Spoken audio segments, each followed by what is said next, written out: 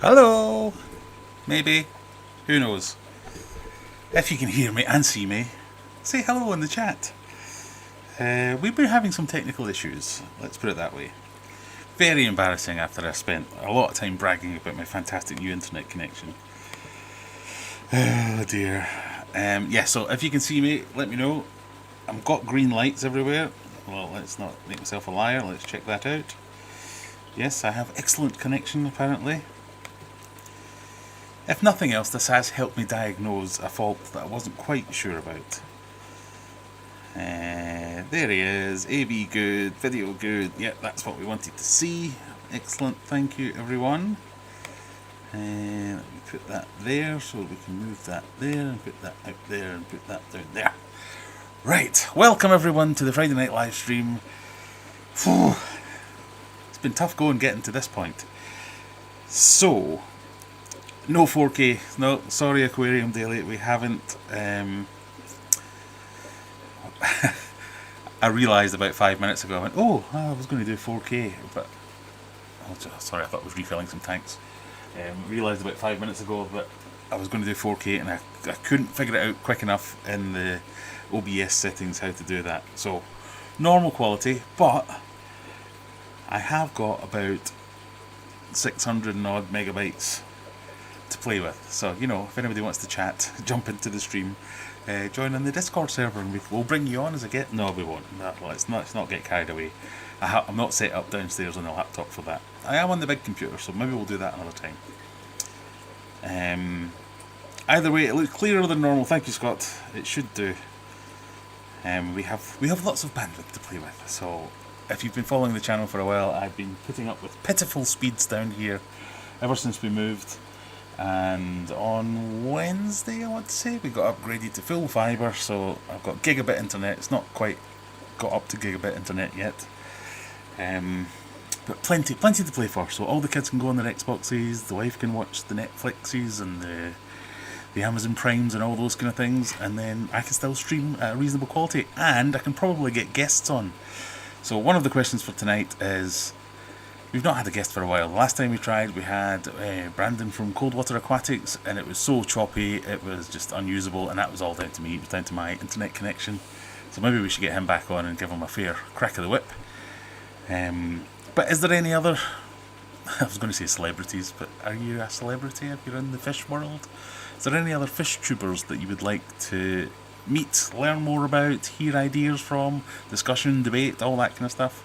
I'm happy to go out and invite a few people along, see if they're interested, and we can have some collaborations, as they say.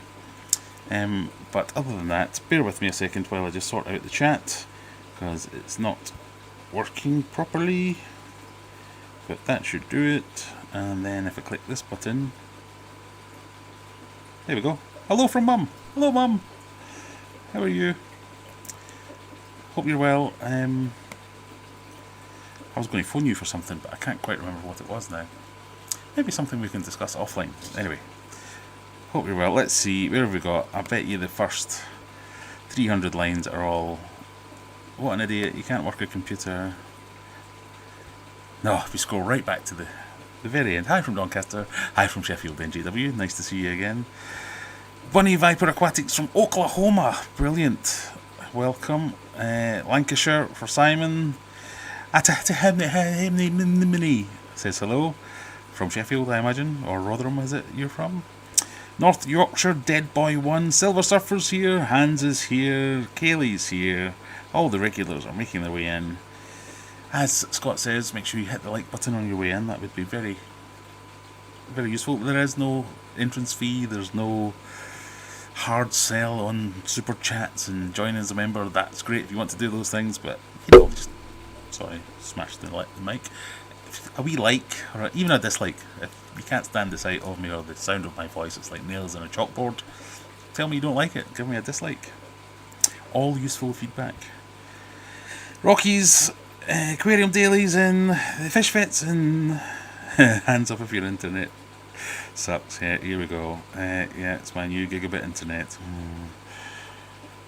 Decidedly cool Edinburgh, says Ross. Do you know what? It's actually been quite warm here. Giga shit network, yeah, quite right. You tried turning it on and off. Right, for those of you who are technically minded, this is an exact. Sorry, I was looking for my beer. In fact, shall we have a beer first? What have we got? Tonight's episode for Weird Beers, we have from left to right on the screen. I can't remember if it's backwards for you, but we have Franzi Kaner. I think that's how you say it. I like the fact that it says Kaner in the name. That's a suggestion that's been for a couple of weeks now. So finally, that was one of the last in the whole shop. And then we've got this. We've got a Siren breakfast stout. I picked that purely because I like the idea of having a stout for breakfast. But it's also got pouring instructions on it. This is a hard pour stout, so that'll be fun. And then we've got the Farmer's Pale Ale from last week that I didn't quite get around to drinking. So we're going to start off with this one, which I'm assured is lovely. I've got the glass as well, so you know. No heathen, no uncouthness. I just need to find a bottle opener of some description.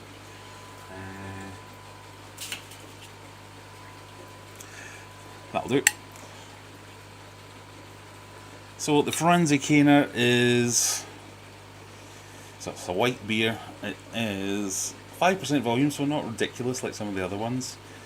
I don't mind the white beers, the Weiss beers. Product of Germany. Nothing weird that I can see in the ingredients. But yeah, it should be quite good. So let's get this one opened.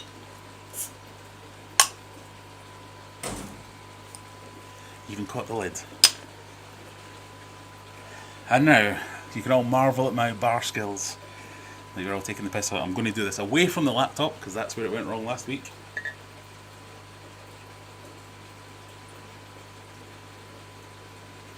No horrible smell, that's a good start.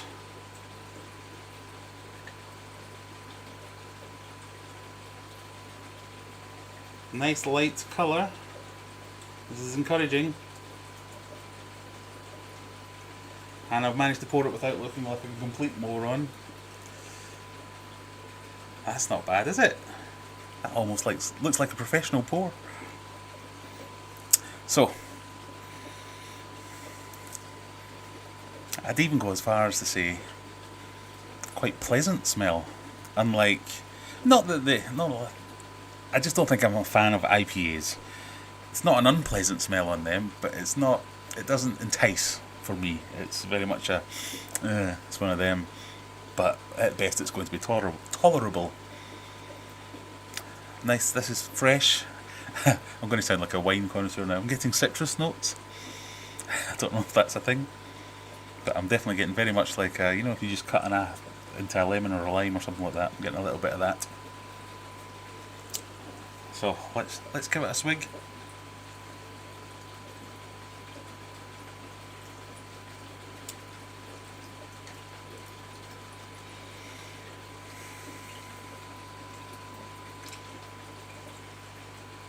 No, I'm kidding.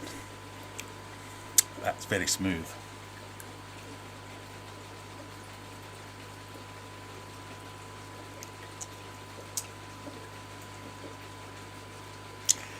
It's definitely got a bit of not a bite, but sometimes like a refreshing lager, for instance, is very refreshing, liquid.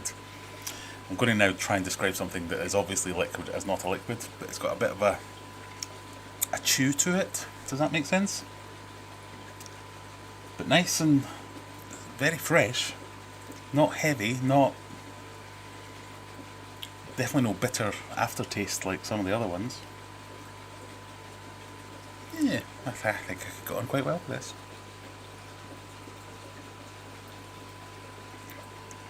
So, Tits McGee, thank you very much. That's not bad. Let's see. So the story for the internet is, I've obviously got my new internet fitted the other day, and it came with a router from PlusNet. So previously, in the old house where I had fairly decent internet, I had my own router, so I'd gone out and bought my own router, not using the piece of crap that they sent you. And then to back off the router, I had a mesh system. I was using the Linksys Velop system, which is basically you have nodes, dot them all around the house, and then whatever one you're closest to you connect to, and they all link up with each other with gigabit speeds and all that, and it's all fantastic and great. Pardon me, it's a bit gassy. But this is now the Linus Tech Tips of the aquarium world. It had worked flawlessly in the old house, but as soon as we moved to the new house, it kept dropping, and it was the mesh that was dropping. But when I used the mesh with the old router, it was apparently fine. And then when I plugged in my new router again here, because I brought it with me obviously, it would be fine again for 2-3 months at a time. Then all of a sudden we start dropping again. So I thought that it was the router, something compatibility wise, so doing lots of firmware upgrades and things like that, trying to get them to talk to each other and play nice together. Couldn't really get it, but I couldn't tell whether it was the router or the Linksys that was the problem, because these problems were manifesting over a period of weeks, if not months, so it was hard to tie it down to one or the other. Since I got the new fibre broadband in, I've not been using my old router at all, but I'm still using the Velop system, the Linksys system, and that's what's just gone down. That was what my problems was there. So my better webs, I shouldn't tell you what I call my internet. My Wi-Fi network that the mesh sends out had gone down, but I connected to the router directly from here, and it's still fine.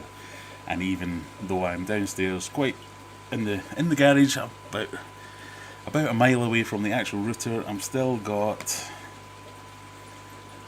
just shy of 300 megs download speed.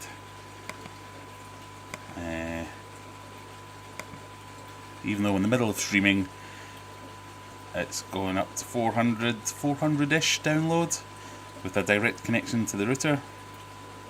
Of course this means everyone upstairs will be going, "Dad, the internet's down," and I can't hear them. And then 100 megs up, because I'm the only one with the password to the actual router. So we'll likely get interrupted by a child or a wife at some point as they come down to complain that the internet's not working. So there you go. I've now diagnosed that it's actually 100% guaranteed it's the mesh system that's broken, so I need to get a new mesh system, which is annoying because I just bought an extra node for the garage and put it behind the TV there. So I hope I haven't thrown away the box, let's put it that way. Anyway, enough about my IT issues and woes. Hello everyone, I hope you're well. What are we, 20 minutes in? We haven't mentioned a fish once. I have some news in the fishy world. So this weekend on Sunday, we have the Sheaf Valley Aquarium Society summer auction, or end of summer auction I think it's called. I'm going to try my hardest to go. I have prepared a bunch of tanks ready for fish with various sizes, so I'm hoping to go. I'm hoping to get a few things, even if it's not fish, plants, equipment. There's always good stuff there. They have actually posted a list, so maybe we can have a look at the list and see what's up for grabs. There's a few things that make me go, ooh, that seems quite nice. So that's happening on Sunday. If you're going along, it's at the Rockingham Centre, just off the junction 36 of the M1, I think it is. Yeah, come along, say hello. That's the big news, because I'm hoping to stock up quite a bit. I've got a lot of empty tanks. I've done a lot of rearranging and shuggling things around, so I'm hoping to get a little bit more going, purely because I got one comment on one of my latest videos saying, maybe you should get rid of some fish tanks. You obviously can't handle it because you keep killing everything, as if I was coming down here with a shotgun and just go. So just because of that, I'm going to get some more fish. I don't know if you can tell from behind me. Hang on, let me get rid of that comment. It's got water in it. Megatank's got water in it. This was going to be a much bigger announcement than it actually is, because also, an hour ago I noticed... I don't know if this will work actually. I need to get low. So I can show you.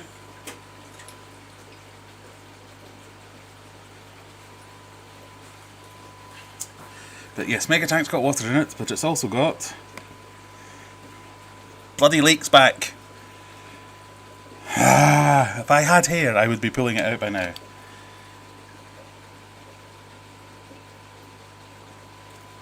I've had pretty much a week of it completely full, running happily.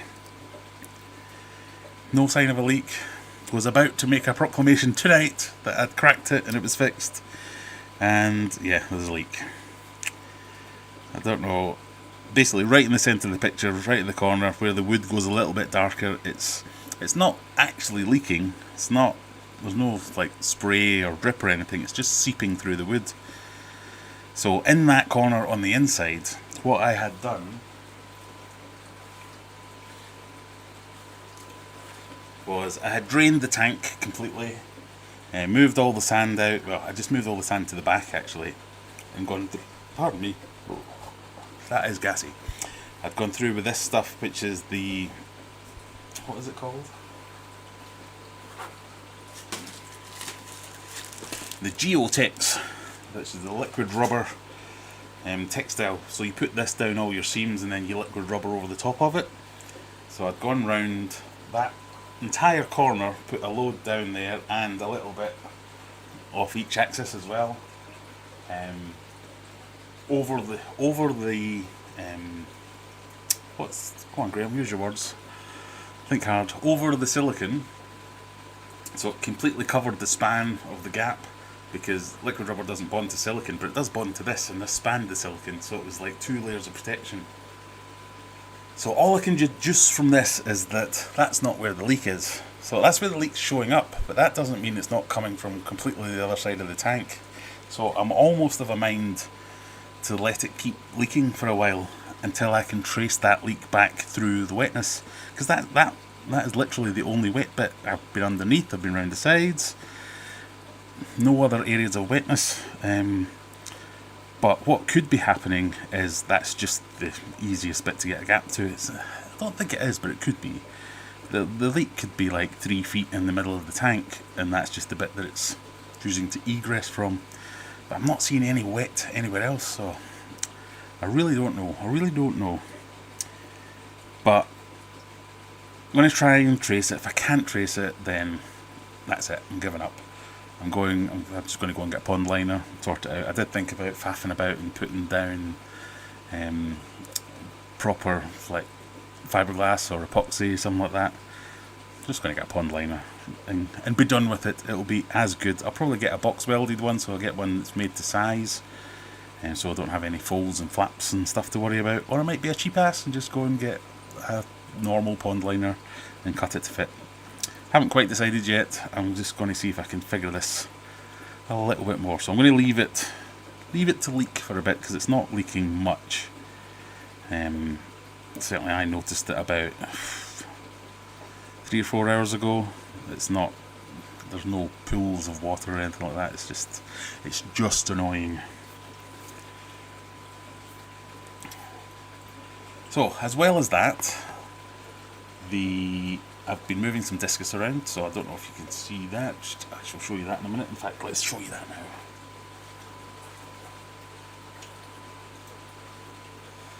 I've also bought an extra long USB lead for the GoPro, so as I can move it around the entire fish room.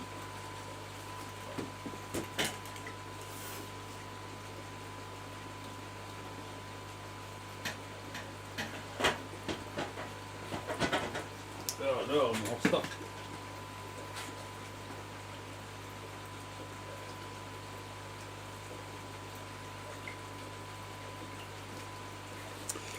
So I have been moving discs. They're now playing dead, which is really annoying considering what I'm about to tell you.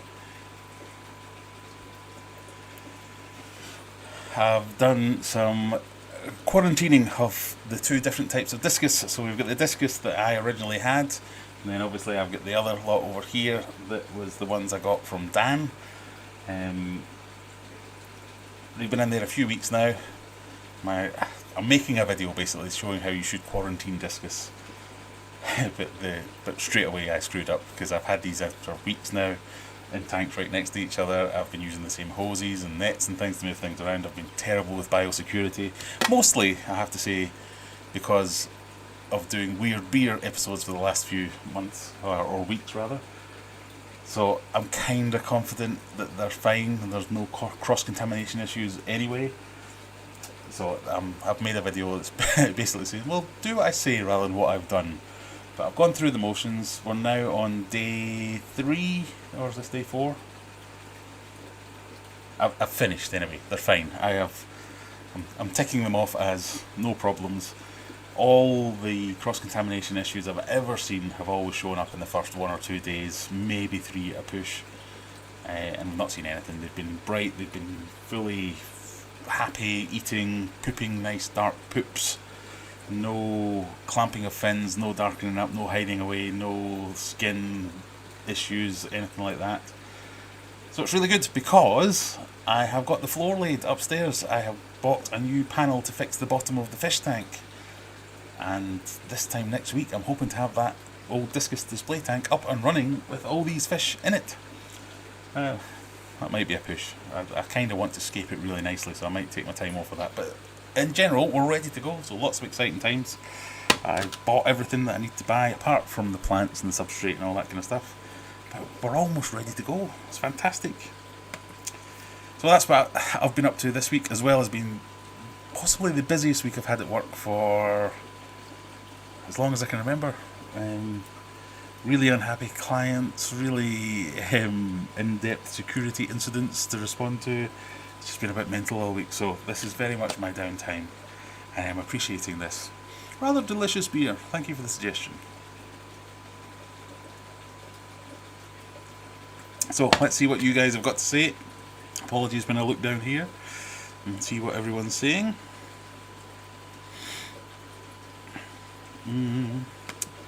No 4K then, says Aquarium Daily. No, I was planning on streaming in 4K, but as I said, I forgot about that.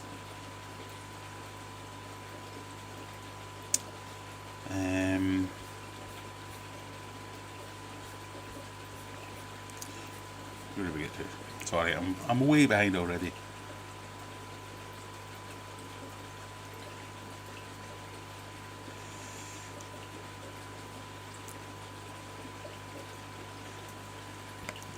There's that beautiful manly man. Why, thank you. I don't know whether to be scared or appreciative. Freshwater ichthyology. Hello.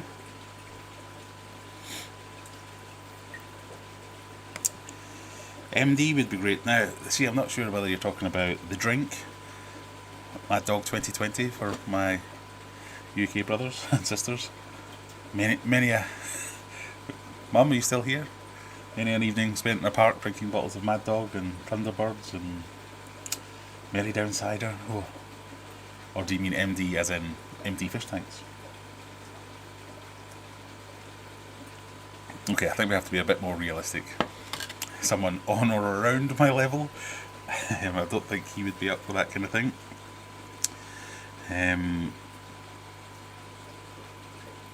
LRB Aquatics, oh, that would be good, yes, but again, I think a little bit out of my sphere of influence, maybe. Could get Joey on. Yeah, well, Joey comes on regularly, as you know, he's always in the chat.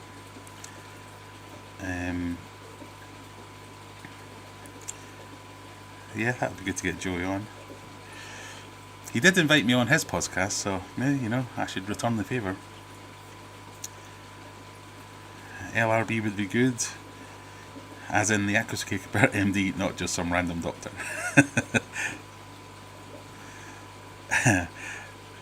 Love the beer cam. I quite like setting up the stream like that, where we introduce the beers before we introduce any fish. Oh, the lights have gone off. Alexa, turn on the fish room light. There we go. Scott, with the question MEGATANK, yeah, so I've explained what's going on with MEGATANK there. Water changes, oh, that's what, I've been in here for a couple of hours this evening beforehand, oh, did I forget to turn the GoPro on? There you go. So I've done a couple of water changes, so we can do some more though. So I've done the tank, you can see right now with the discus in it. Is there? Yeah, there are two, they're just sitting right next to each other. I've done that one. I've done the other two discus tanks. I was going to do the Oscars next. That needs a proper scrub actually, but I might just give them a quick water change and get that out of the way. But let me catch up with the chat now. Megatank's now Graham's local bar. Megatank might become a hamster cage.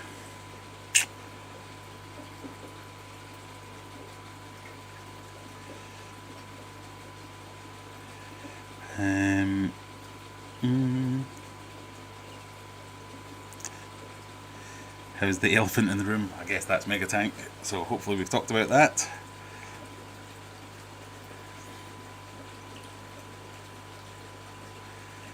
I'm so far behind, I'm very sorry.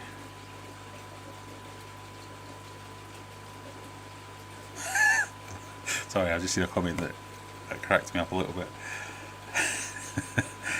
It's a very general way of differentiating, but that's why Blue Moon worked with the orange slices. Some people serve Erdinger with orange, but I firmly believe those people are animals. I hold views like that as well, but they're so specific. Yeah. The TV in the background should be showing beer adverts. Is it still on? Sorry, I was watching some telly as I was doing some water changes. I should have it on my YouTube channel or something, shouldn't I?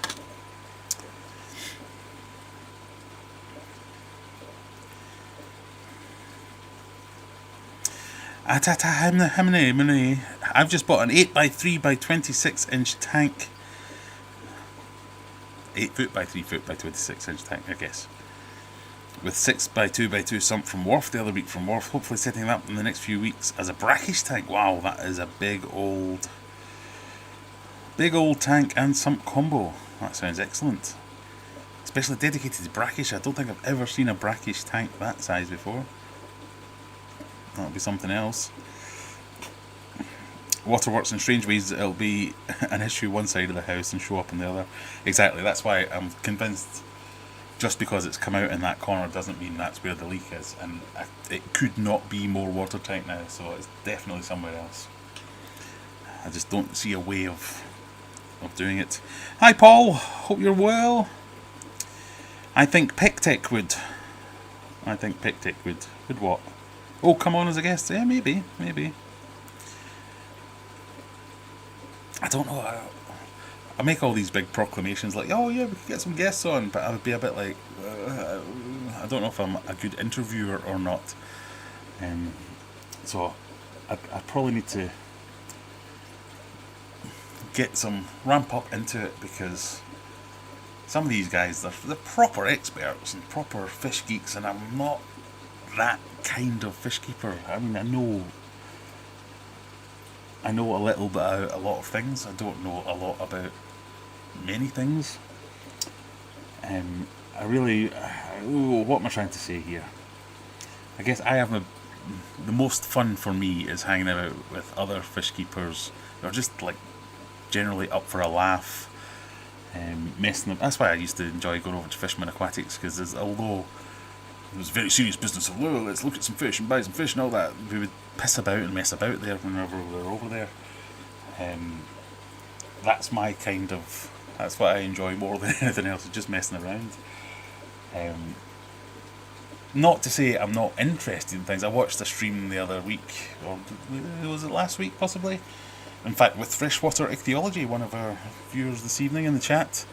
It was the Bentley show, where it was Rebecca and Alyssa Bentley talking about all things Ancistrus, Placostremus, all those things.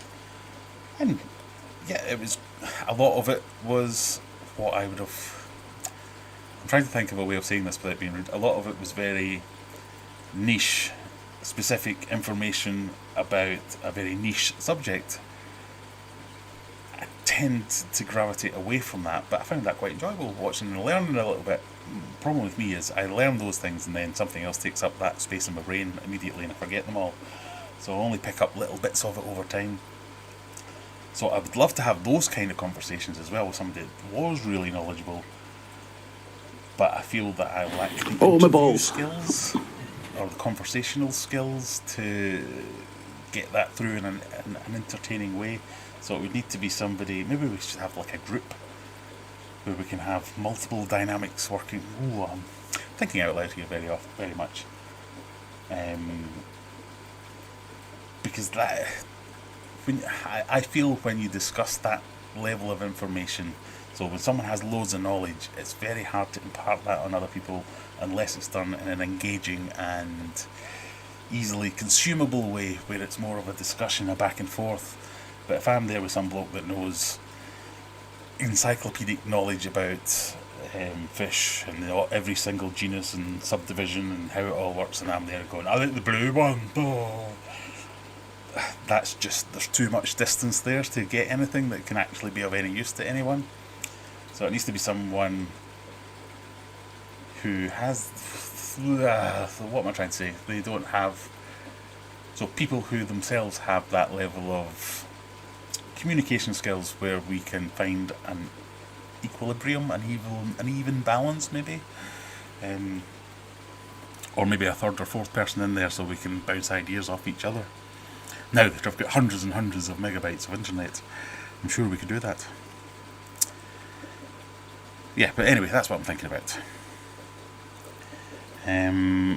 Sorry, I'll crack on. But yeah, PicTech would be good. I think he's interesting. I think I love people that have that kind of artistic flair and the creatives. 'Cause I don't think I'm that way inclined, but I like to have little dabbles in that world, if that makes sense. So learning little snippets from people who are that way inclined and definitely have artistic flairs, really useful. Right, okay, I'm still way behind. Sort of blah blah blah. Welsh Weeks. I've just made a shopping list for discus from Chen's Discus. 7 fish between 4 and 5.5 inches, £620. I'll be slightly nervous when I do get them. Yeah, you're not going to go wrong with Chen's Discus. A very good fish, nice, helpful community. Yeah, you will be absolutely fine.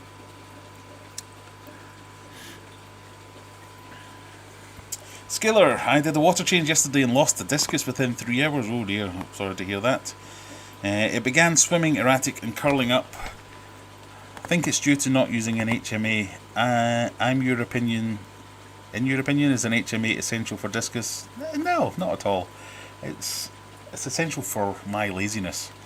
So an HMA, for those who don't know, is a heavy metal axe. It's a type of water filter. It's basically a sediment filter and some kind of chlorine filter, whether it be a carbon block or a carbon granule filter. They tend to have. In fact, I'll show you what they look like. Sort of.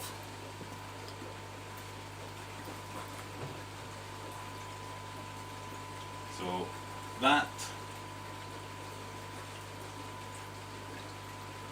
1, 2, 3.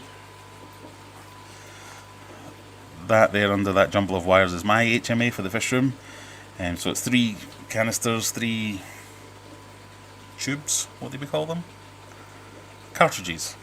So there's a sediment filter, a carbon block filter and a carbon granule filter.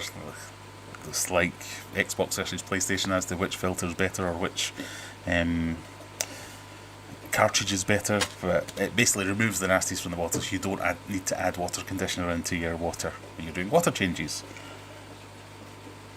I think it's important you condition your water if you don't have an HMA, but that's not to say HMAs are essential. Definitely not. There's lots of successful keepers who don't use HMAs. There's lots of success. Chen's Discus, for instance, don't filter the water, it's just straight tap water.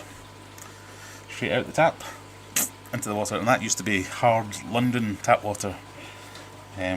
So I don't think it's essential. It's just it's a little bit easier. Because that means I don't have to add anything extra to the water when I'm doing water changes to take out stuff. I just don't put it in the first place. I just got a new bottom panel for a 125. I ordered the Marine HA6 Silicon. That's the stuff I use. That's what I'm going to use. I've ordered instead of glass to replace the bottom panel that's smashed in my display tank. Sorry, I thought I saw an ill fish, but no, it's fine. I've ordered an acrylic panel, and I'm just going to silicone that down on top of the broken panels, seal it up, and hopefully we'll be good to go. it's very much the cheapskate's way to go, but my thinking is it's the bottom panel, it's going to be covered with substrate, I'm never going to see it, and it will be perfectly fine. I've done it on none of these tanks, but I've had old tanks in the past where I've, even side panels, I've used acrylic panels and just siliconed them in place and they've been absolutely fine. But for the bottom panel, just because the weight of the water's all going down and just compressing any even further, it should be absolutely fine. Paul can remember the Mad Dog. Yeah, it was like luminous yellow, green, orange, different flavours, didn't they?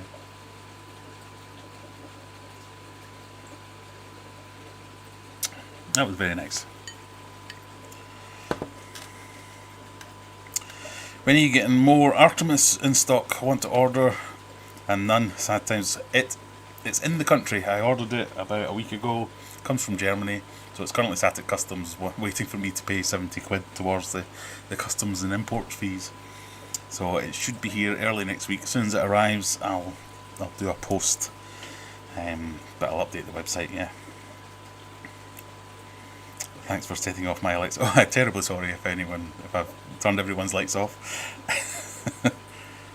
I just turned on your fish room lights. Sorry. Our lights, I thought you said Christmas. Alexa, subscribe to Aquarium Adventures on YouTube. See if that works. I don't know that. Typical. I don't know that, she said.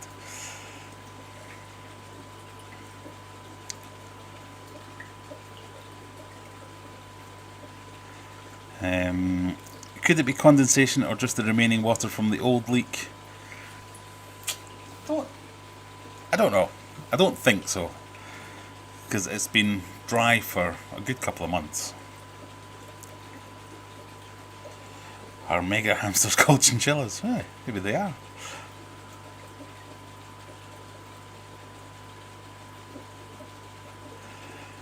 I was just thinking to myself, why has he got a sandbox in his tank?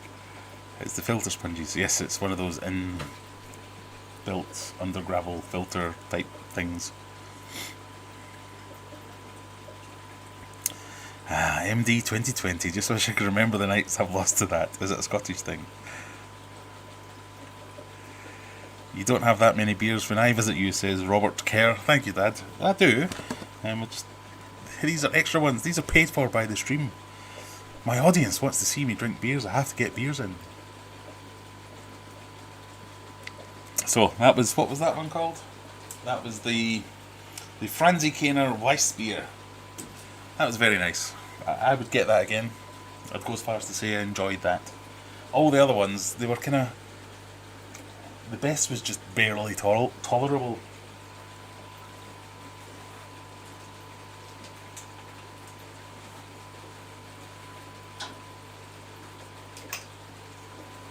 So it's like Friday night's my little night where I get to come and have a few beers, hang out with you lot.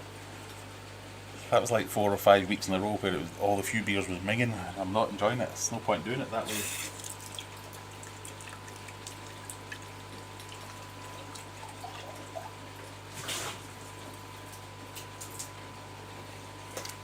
That's my way of cleaning glass.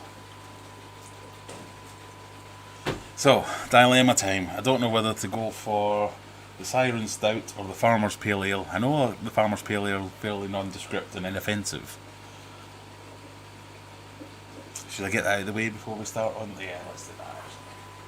I think that's what we'll do. I don't want to leave it as second place 2 weeks in a row. So again, if you're watching, Farmers from Bradfield Brewery, local Sheffield brewery, there is a chance they could sponsor me if they wanted to. So, you know, if you wanted to email them and tell them they saw me enjoying them on stream and you're thinking of buying them for yourself, then maybe you should sponsor that guy in Sheffield that enjoys them on stream and send them a crate or a keg. I couldn't possibly tell you to do that, but you know, I wouldn't hate it. So, as you can see, this one's a little bit darker, a little bit more amber. Again, it's got got that smell. So the Weiss beer didn't have that smell. This one's got that smell that's like, it's not like a warning sign or anything. It's just, it smells like craft beer, which I'm sure loads of people love, but to me it's a bit like, ugh, is this just going to be tolerable at best? But I've had this a few times, so I know, he says, maybe I got my facts wrong.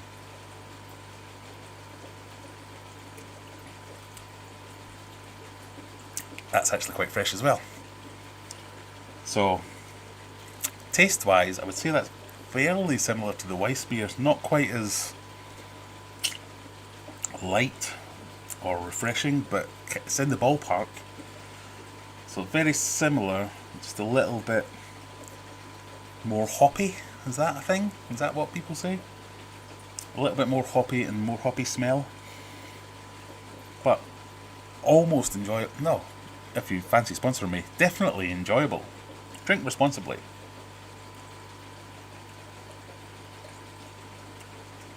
But I could happily sit and quaff this.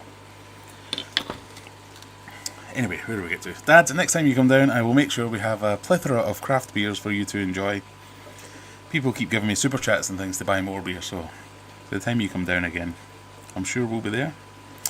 Aquarium Adventures, I just got my first CO2 set up. Turn on the solenoid and nothing happens in the bubble counter. Am I doing something wrong?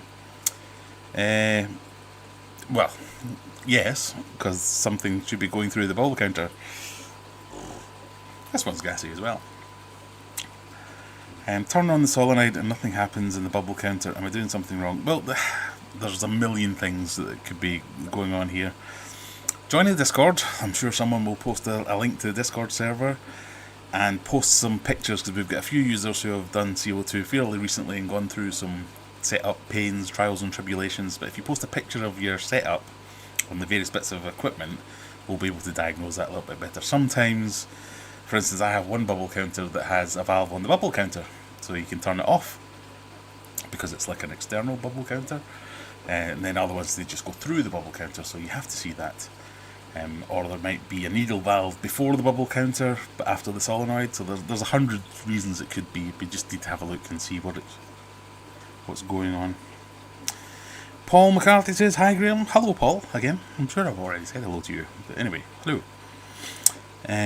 What about getting Michael's fish room on? Yeah, I'm sure we could get Michael. See, that's more my level, where we can although he has got quite a few subscribers these days, he's quite a big thing as well. But yeah, we've had Michael on before. I used to host Michael's website. I think I still own his domain name. Oh, we could do all kinds of damage, couldn't we? But I send emails to him every now and again, and we talk periodically, so mate, yeah, we could probably get Michael on. Want to learn about guppies and things like that? He's your man. Chris Inglezu was good on a live stream last week. He's a freshwater charity and produced his own fish food. Yeah, very happy to take suggestions. I know that name. Why do I know that name? Chris Inglezu.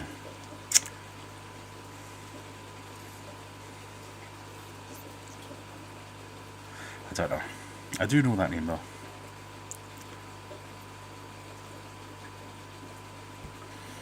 The Fish Vet with £5 super chat. Buy more Franny Canny. Thank you very much. See, Dad? People keep forcing me to buy beer. Well, thank you very much. Michael's Fish Room is a possible guest. Yeah, definitely. We could get him on. A reptile channel had round tables where they had debates on topics. People debated something like the reptile and... yeah, that kind of thing. It's definitely an idea where we have 3 or 4 different people on, no real agendas or something, just like, what do you think about this topic? And everyone chips in. I like to think, what am I trying to say here? When they go bad, it's where everyone just kind of pats themselves in the back and go, oh yeah, aren't we terribly clever? I would like to get some kind of conflict or differing opinions to see if we can work through it without it turning into a screaming match. That'd be my kind of ideal. I'd like to go on probably wouldn't, because I'm only ever this quick thinking after the fact. But you know, the people who are like, this is the only way you can do discus quarantine. You have to get these medications on hand. You have to throw them in straight away. Day 1, you have to do these water changes. Day 3, you have to do this medication. Blah blah blah blah blah. I'd love to get some of that and go. Well, no, you don't. Why? No, I disagree.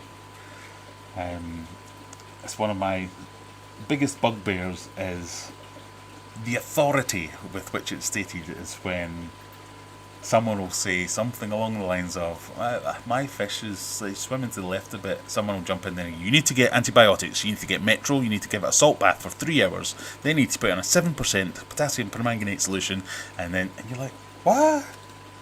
Where did you get that from? None of that's true. Like there's very Simply Discus forum is a good one where there's very regimented. This is the only quarantine procedure you can follow. Yeah, if you search on their site, there's like 300 pages of this is my quarantine procedure. Why bother sometimes? Anyway, sorry, I digress. I tangent. I do that sometimes. Phil, I think everyone. I got some messages from people saying they got their orders today. So I think if you have ordered some merch. Phil's been having a bit of a rough time recently. We're back on track. Everyone that has ordered something should have it. If they don't, get in touch and we shall hopefully sort it out. But Phil is saying, for if you don't know, Phil does my merch. So he's responsible for gems such as this, with proper embroidery and everything. Picking up some zebra plecos tomorrow. Any tips I may have missed? How much money have you got? I remember a time when zebra plecos were going for like 300 quid each. I think I saw them down Maidenhead Aquatics for... Oh, how my money will tell us how much they were going for there, but it wasn't quite as much, so maybe they've calmed down a little bit.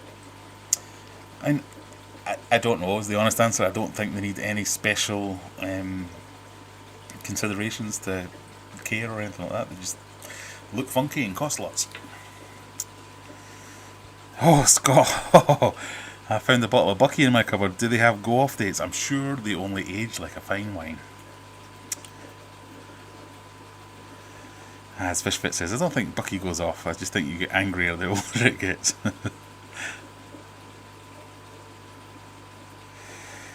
Check your local water board this time of year. They put more crap in the water. That's a good call. That could be to do with that comment from hours ago. Another, not saying that HMA will save you from that, because if they put in enough chlorine, some of it will get through. But you can usually smell it as well. When they're doing things like flushing the pipes and all that kind of stuff, they put in loads of extra chemicals, and you can usually smell it when you're turning a tap on.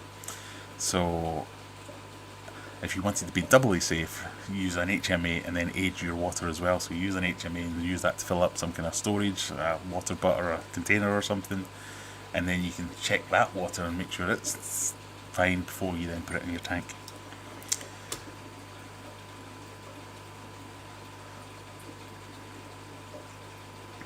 I can't find an expiration date, but the sediment at the bottom has put me up. Just give it a good old shake, it'll be fine. David, nice to see you. Yeah, sediment's that's a good thing. It just gives you extra body. Hello, says Shinobi. Hello. My discus are pissing me off so much. I'm considering changing to blood parrot cichlids. Oh, lovely. A flower horn or 2 orandas instead. Flower horn, you can get behind that. Orandas, awesome. Blood parrots, I'm not a fan. I know people do go mad for them, but it's just not my thing. Also made your port heart mix. It goes down well with them. Good.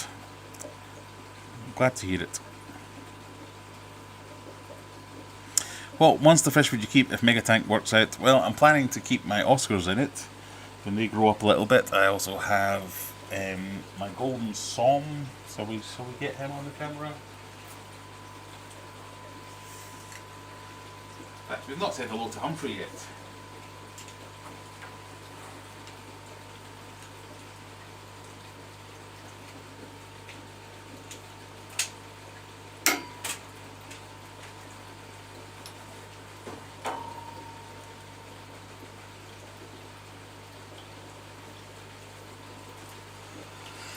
I've not said hello to Humphrey yet. He's been redecorating, little bastard. I never know where to put myself whenever we put this camera on. No, that's the wrong place. Sorry. Put myself over here. Is that a bit better? Give him a bit of a feed, shall we?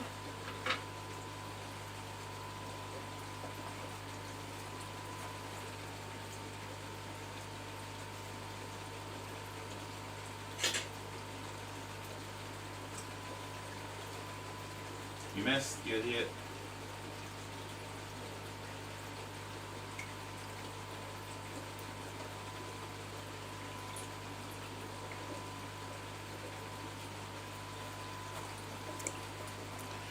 So, giving him a couple of prawns and some mussels as a treat. They are not part of his staple diet.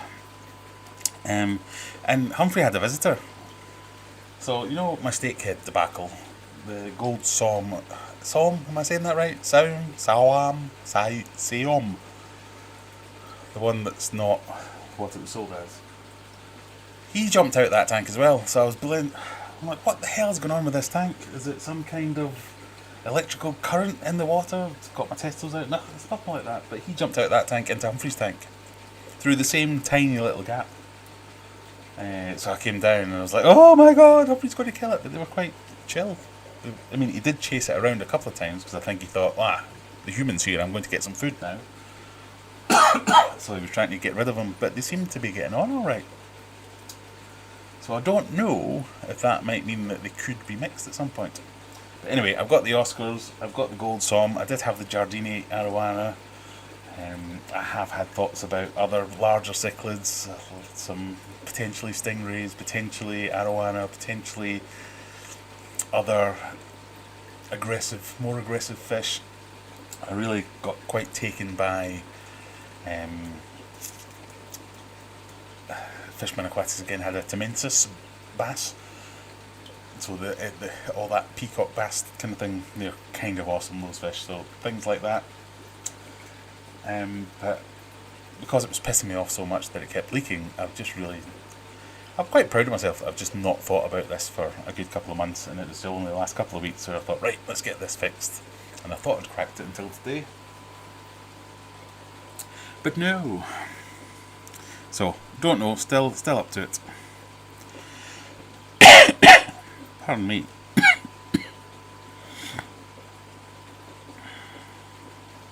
Oh, everything's jumping around. Martin, just set up my unheated low-light ricefish golden bar white cloud aquarium. Any ideas for plants other than bulbitis and java ferns? I mean, you can't really go wrong with bulbitis and java ferns. The floating plant, that might be quite good. I think things like white clouds. I've never really kept ricefish, so that's one for the list that I'd like to keep. But I think they look kind of cool going in amongst the floating roots. So maybe something like that. Some what do you call it? Amazon frog bit, salvinia, water lettuce, that kind of thing. I've just watched The Ring of Power. Was that on the advert behind us? Is it good? Is it worth it? I've not watched it. It's on the list to get watched. Have I got all the way to the bottom of the chat now? Wow. Right, so the other thing I wanted to talk about was... What are we at? We're at 10 o'clock. Halfway through. Hopefully. Not had my dinner yet either, so, you know, I might get really drunk and fall over. Or have to go and get some dinner.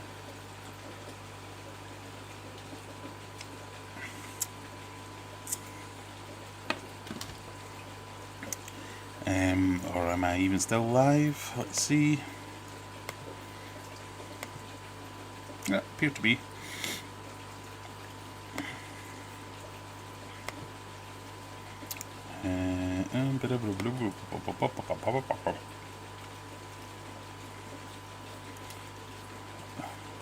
Stop. Cancel. Sorry.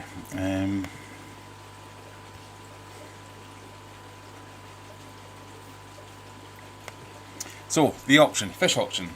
I have on my right side 1, 2, 3, 4 empty tanks on this side. 5 if you include the tank that's got the cherry shrimp in it, because it's quite a big tank and it's only got cherry shrimp in it. I'm going to move the discus out of their quarantine tank, so that's another tank there, 6. I've got another tank here, 7, that's empty.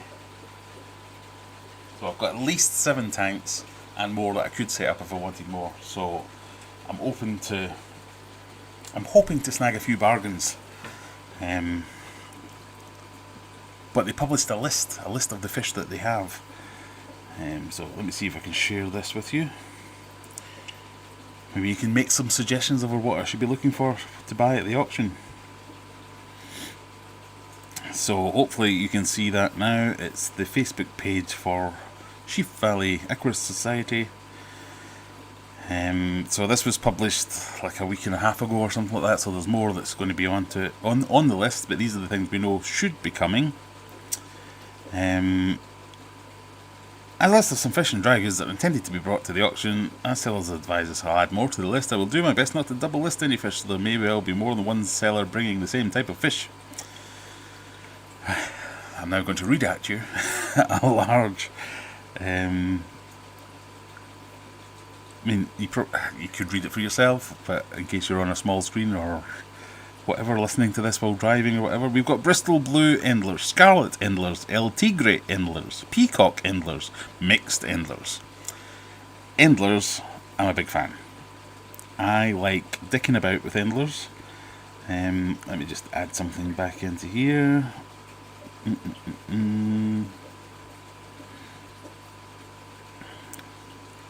Ugh, there's my big fat ugly face appeared all of a sudden. Let's move that there and then put it over here. There you go. So I'm a big fan of Endlers. Especially the Aquarium, the Blue Star Endlers, the Stick Endlers. I've still got a few of them left from the move and the various moves that he's done, which I got from Aquadiction. They'd be good to have on a podcast as well. I think they've got loads of interesting things to say, so I might ask them as well. But guppies and endlers, I love the speed at which you can see changes being made. So you can see morphs and colour variations, and you can get through generations and generations and generations very quickly, rather than having to wait months and months and months and months to see how lines develop and all that kind of thing. And they're just really colourful, cool little fish that are easy to keep, easy to breed, easy to look after, and have all the impact. So Endlers definitely on the list. I'm not entirely sure what each of them, I don't recognise any of the names, so I couldn't tell you what a Bristol Blue Endler. I expect it's got some blue in it, or what differentiates it from a El Tigre. Is that just a tiger endler? Trying to be fancy? I don't know. But yes, interesting them. Yucatan Swordtails. Don't know what they are, other than swordtails, I imagine. Wabin Muster Ancestress, L144 Lemon Ancestress, Super Red Ancestress, Albino Ancestress, Brown Ancestress, Calico Ancestress. Definitely interested in getting some more Ancestress to keep and mix with mine, and just to vary up the genetics a little bit. I've been trying to get Super Reds for quite some time, and I've not been trying very hard, admittedly.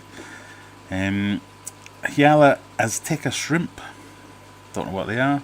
Ramshorn Snails, love some good Ramshorn Snails. Corridorus Green Lasers, Corridorus Pygmaeus, Gold Lasers, Albino Bronze. So Killifish, Fundolo Panchax, Gardnerite, Steel Blue Killies. Mixed guppies. You can't go wrong with mixed guppies. Orange shrimp, jade shrimp, yellow shrimp, cherry shrimp, blue star stripe shrimp. All Neocardinia. And then some more Ancestressy, Plecky type things. All the L numbers. 183 Starlights, 323 King Tiger. I think I've already got one of them, so I might get some more of them. L144 Snow White Longfin, Queen Arabesque, lovely, love them. Leopard Frog, it might be a Leopard Frog that I've got actually. 134 Leopard Frog, various guppies, various endlers. breeding pair of Wisemani Cories. Red Gouramis. Ooh, red Gouramis. Bleh, Gouramis. Sorry, Hans. Blue Dwarf Gourami. I'm only saying that because I know it'll really annoy one person. Bronze Cory Dumbo Placat male, so that's got to be a betta fish. Koi female fighter, Panda Cory, Peppered Cory. So these are obviously from different people, because down here we've got Panda Cory, Peppered Cory, and then a little bit further up we had Corydoras pygmaeatus. So if that's the proper name, that's the common name. Rainbow Gourami, Red Robin Gourami, Scarlet is Black Angels, Veiltail Angels, and then in capital letters, as if to say, this is going to be a bit special, Peruvian Ultim Angels. Definitely interested in that. Various angels. Hoppo, Cherry Barb, Pentazona Barb, Odessa Barbs, interested. Variegatus Platy, Black Swordtails, Wagtail Swordtail, Wagtail Swordtails, that's hard to say, Wagtail Swordtails. She picked seashells by the seashore. Wagtail Swordtails, Aspidorus Catfish, I do not know what that is. What be you, Aspidorus Catfish?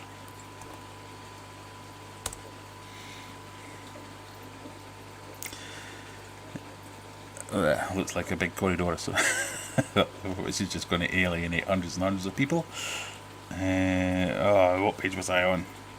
Sorry.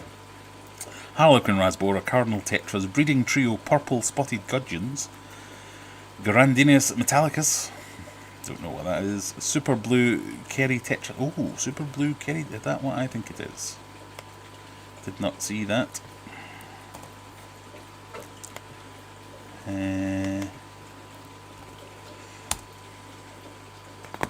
It is what I think it is. They are quite cool. I quite like them.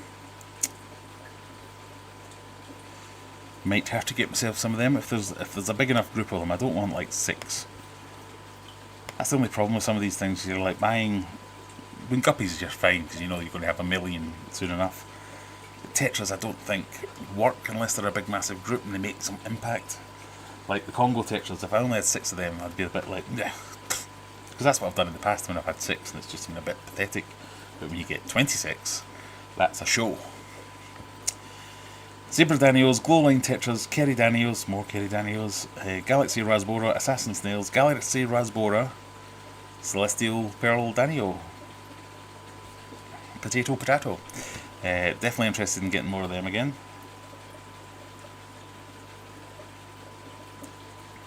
Assassin Snails, Blue Guppies, Gold Australia's Killifish, they're nice, I've had that before. Lima Perugi, Cynodantis, Black Knight Rams, Candy Stripe Loach, Cardinal Tetra, Clown Loach, Danio, German Blue Ram, Golden Endler Molly, Moscow Blue Guppies, Neon Tetras, Platinum Dumbo Male Guppy, Platy, Platy, someone just selling one Platy. Rummy Nose Tetra, big fan of Rummy Nose, so if there's a lot of them, again, interested in buying all of them.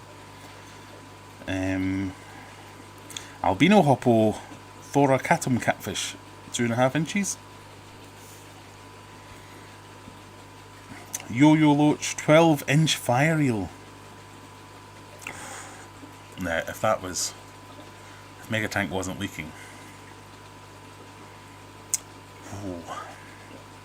Clown Killy, Platies, Assorted Discus. Should I buy discus at a fish auction?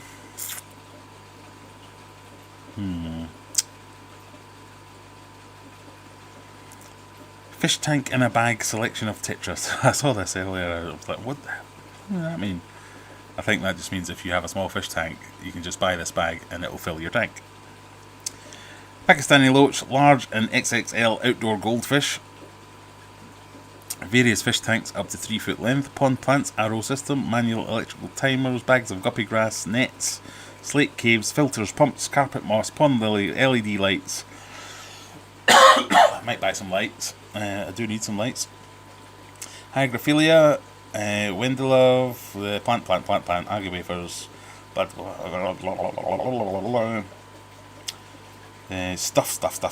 stuff.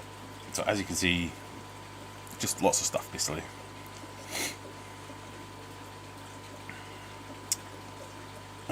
Moss balls, ornaments, plastic plants, filters, heaters, plants, lights. Python, siphon, 15 metre length, 100 plus, £100 plus RRP, makes water changes easy. That's someone who bought a Python and thought, it's just a hose. And is trying to offload it. Large white handled buckets with lid, and every time I've ever been to one of these auctions they have lots of green buckets, so I might buy myself some of the green buckets as well. Anyway, that's probably entirely boring, but I just thought the kind of thing that's going to be up for grabs at the auction.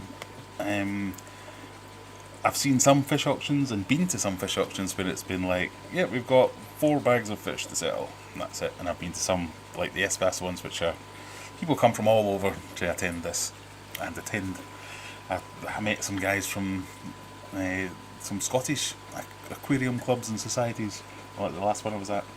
So, good stuff.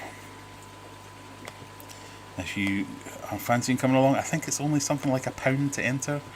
You automatically become part of the club for the day that you're at the auction, because it's the only way they can legally do it.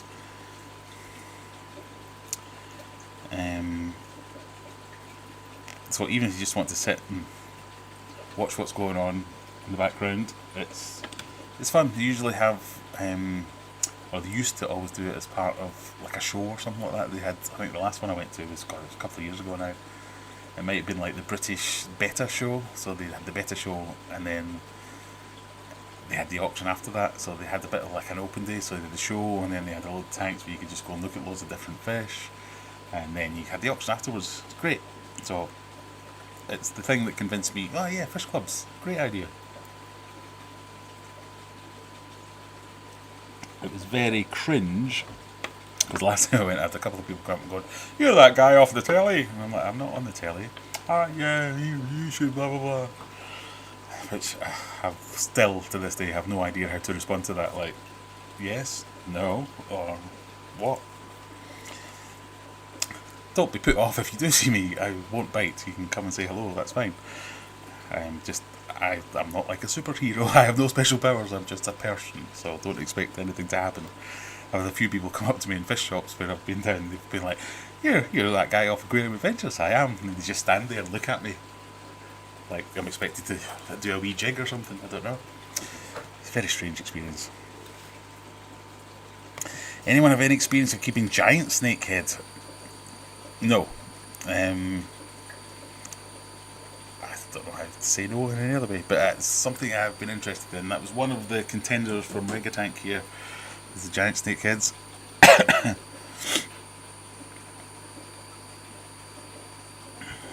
Could it be possible that the sight of the flower horn, if it's still next to the snakeheads, could be the cause of them jumping out?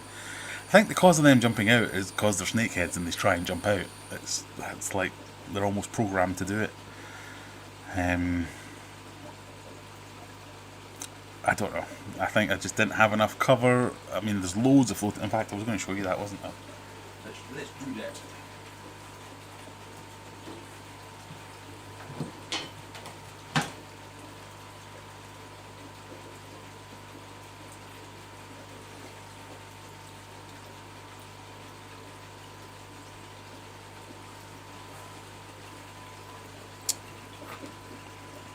So that's the... You can see I'm just kind of going, what's that thing you pointed at me there, Graham? I'm not sure I'm alright with that. That's the gold Somme.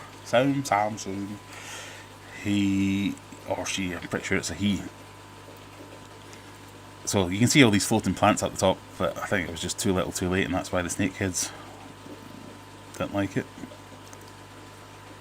Obviously the water level is a bit higher than it was with the snake. I thought I'd done everything I could think of to do with the snakeheads. But it was literally like 2 or 3 days after adding all these things, so lowering the water level, adding all the floating plants, that it jumped and I didn't catch it. So could it be possible that it's fire porn? It could be. I don't know.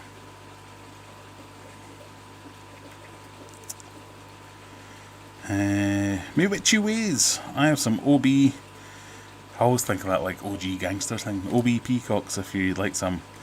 Maybe one day. The tank I'm using right now is a desk. I was going to set that up as like an African cichlid tank, something along those lines. So maybe. Dead Boy 1, I set up a 3-foot tank with endlers 6 months ago. First time keeping them. They're great fish. They are great. I do like them.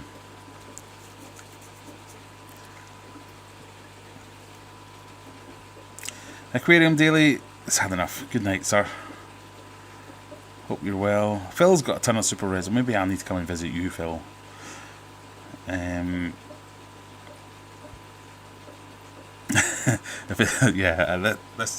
This rings true with me. If it's anything like the auction I go to, they always put up mad names on the Facebook list, and then when you get there, it's endlers with yellow bits or yellow tails.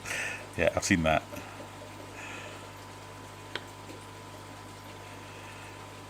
Are they real Ultims though?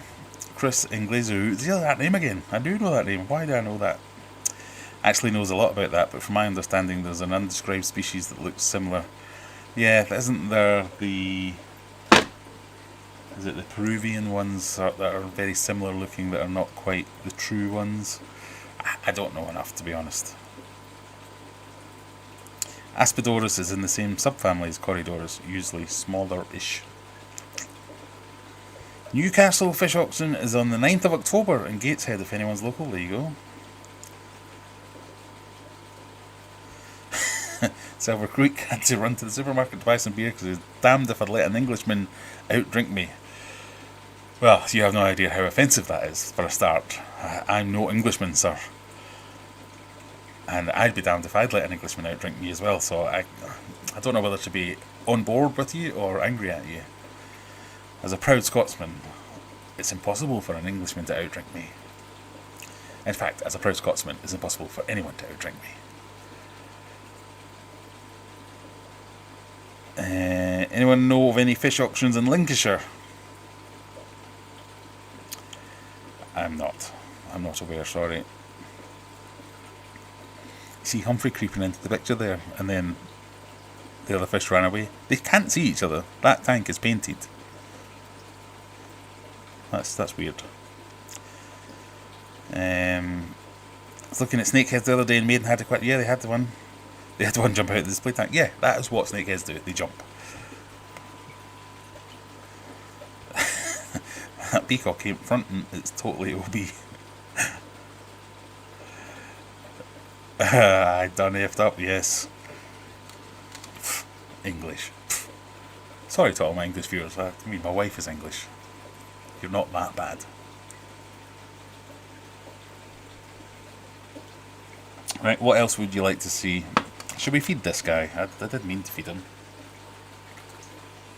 Got a couple of mussels for him as a wee treat.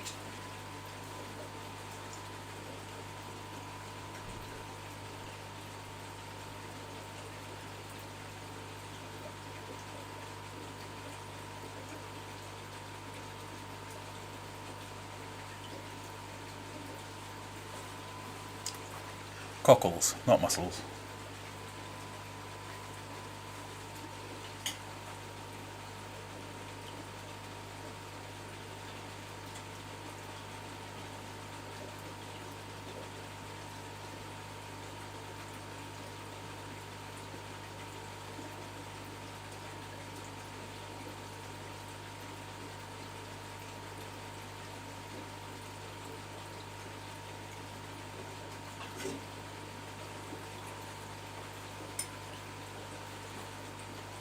Bothered.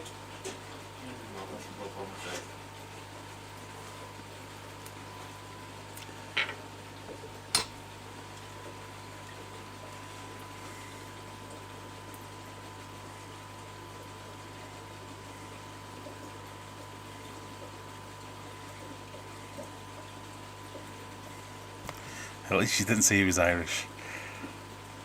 So this is my a story I always roll out. So I used to work down in London. It turned out to be Hemel Hempstead. That was a big disappointment. But I took a job interview in Sheffield at the place I ultimately work now, but several jobs and departments ago. Did the whole interview with this guy, with this woman, and she asked me what part of Ireland I was from. I said, I'm from Glasgow. And she went, oh, do you know what? I've always thought that was in Scotland. The things you learn. I was a bit like, what? And then I took the job. Can you imagine? So, ignoring the list, I'm currently angrily considering a large group of Manakapuru, snow white pandas, and some interesting elves. I want a big group of rare geos. 100 textures, yeah, that's the kind of numbers, yeah.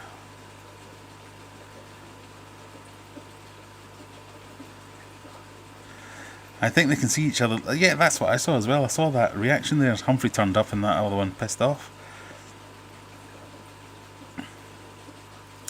Can you fit a piece of black card or something in between?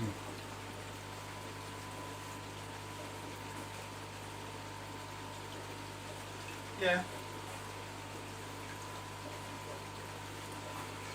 I don't have a piece of black card, but yes, I can fit a piece of black card there.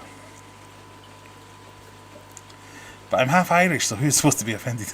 If anyone has any mega rare geos, get on the phone, call the fish vet.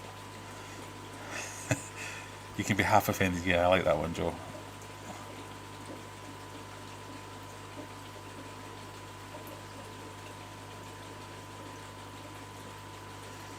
I've been told I sound Irish. I'm from the south coast, literally could walk to the sea in an hour. Yeah, there's no accounting for the stupidity of some people.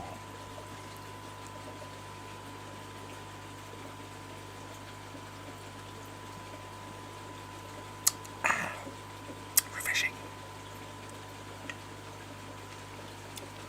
Right, on to the last one of the evening.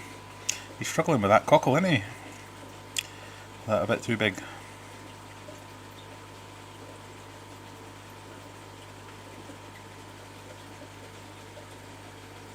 I'd put you on the Congo tetras next because I've got quite a lot of food for them, but the tank's a complete state.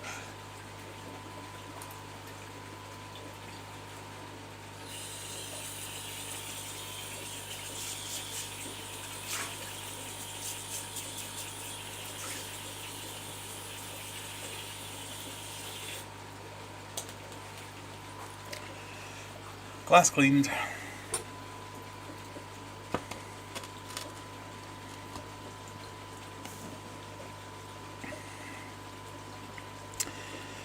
Jack asks if I have any experience with Pictus catfish. I do not, no.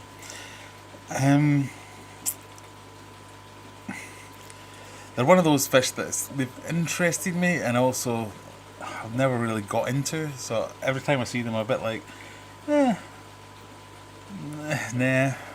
So I've always been a bit on the fence about them. So subsequently haven't really looked into them too much. I think they're interesting. The same with a lot of catfish do that to me. So like bog standard, plain, brown and citrus. I really like them. Some of the others from the pleco or the hoppo, no, hypancistrus or ancistrus or plecostibus families, I can't explain it, but some of them I'm like, yep, that's cool, and the other ones, nope. And my wife will be like, they're the same fish. They've literally got like one shade of colour different. So, and it's the same with like cyanodytis, Clarius catfish. I think like, I'm a bit like, I just don't get it. But then another one that'll be very similar, I'll be like, oh, that is the coolest thing in the world. I must get one. So, Pictus, they fall into that category where I kind of chop change between, oh, that's really interesting, quite cool, and nah, I don't get it, don't want it. So, I subsequently have never actually got it. Just as I'm an idiot and have had 2 strong beers, let me just double check I'm talking about the right thing.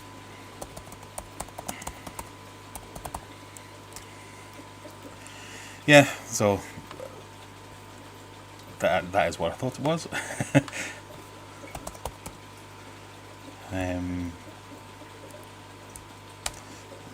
Fairly similar to all those kind of cyaniditis and things like that.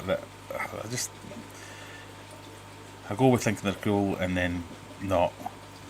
And what are the ones that swim upside down? They drive me crazy as well, because I'm like, that is really cool. That's a weird trait to have developed evolutionarily, and it's weird looking. I don't know where to go with that.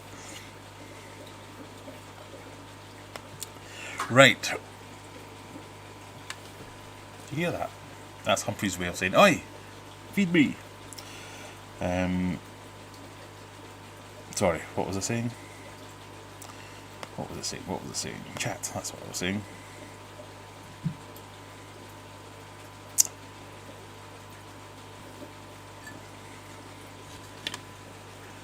Last beer then.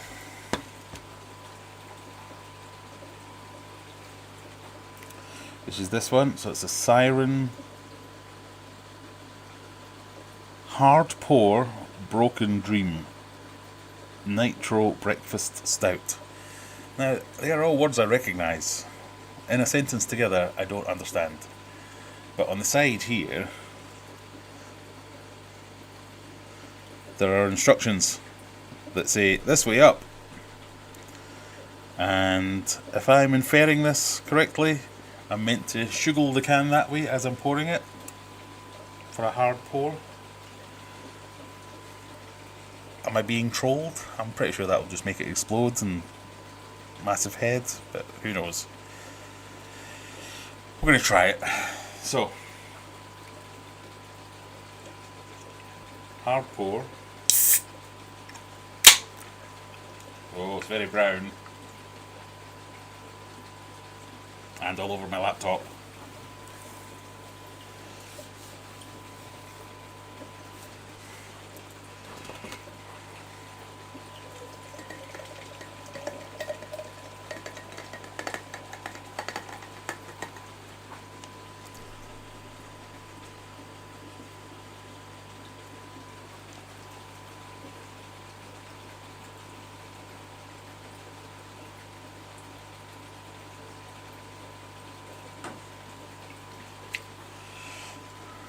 It's got a head on it. Oh, it reeks to high heaven.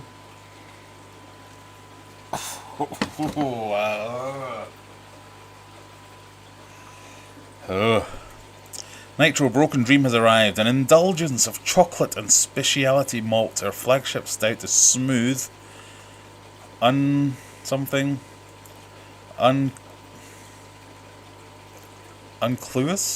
Uncluous? Is that a word? I don't know that. If it is a word, I don't know that word. And Moorish. It's brewed with lactose for balanced sweetness, along with carefully selected coffee. So we've got coffee, we've got chocolate, we've got malts, we've got unctus, whatever that is. These cans are dosed with nitrogen for incredible mouthfeel. Oh, we're about to try a beer that's got mouthfeel.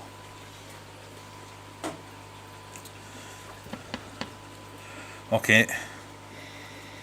Can confirm, stinks. Prepare to believe that that is a mixture of chocolate and coffee.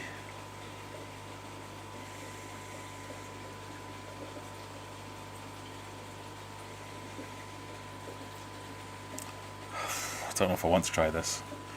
Ugh.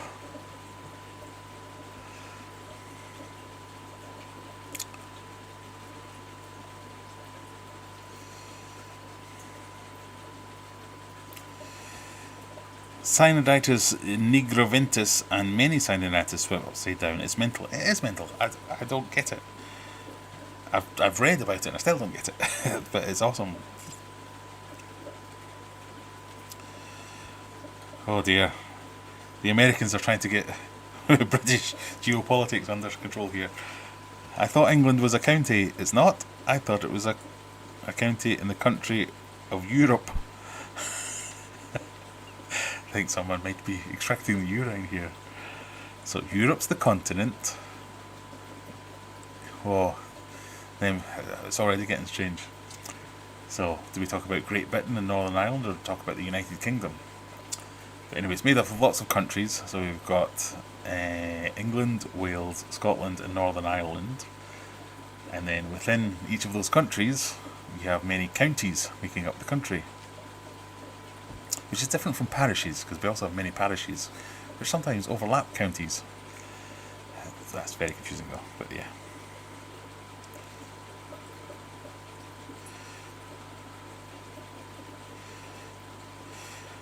M. Lebo, a Yankee, early afternoon, where's everyone from? Well, I'm from Sheffield. Well, I'm from Glasgow, but I'm in Sheffield. Oh! That was definitely a whiff of coffee there. I mean, if you could just pick one flavour or one smell, it wouldn't be quite so off-putting. Because if it was just... I get the breakfast part of the stout now. Breakfast stout. Coffee, breakfast.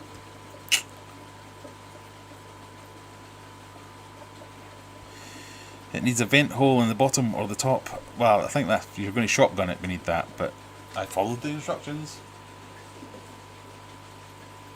Did what it said.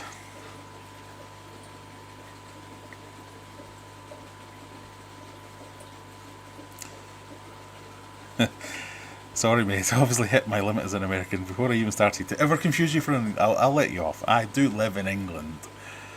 So we've got that.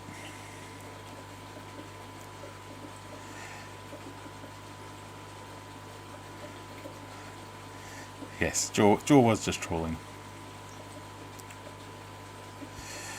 Yeah, so that's the confusing part of this. So Great Britain is just the three countries. United Kingdom is those same three countries, but Northern Ireland lumped in as well, which is different to Ireland.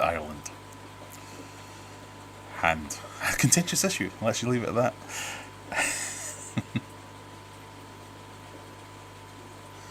There you go. As Steve says, I'm Irish, but from the Republic. We'll be very clear to state that.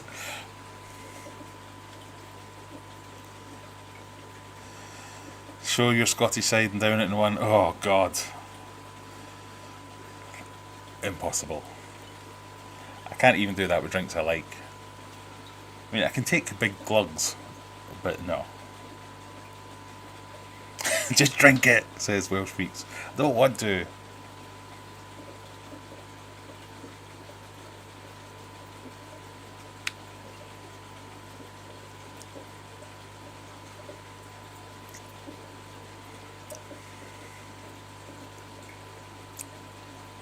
Pleasantly surprised by that.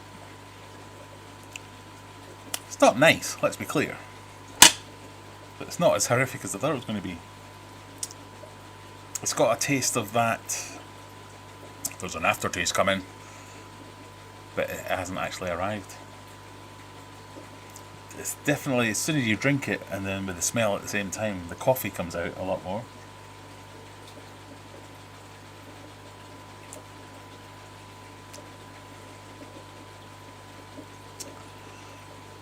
It's not bad. That's not bad.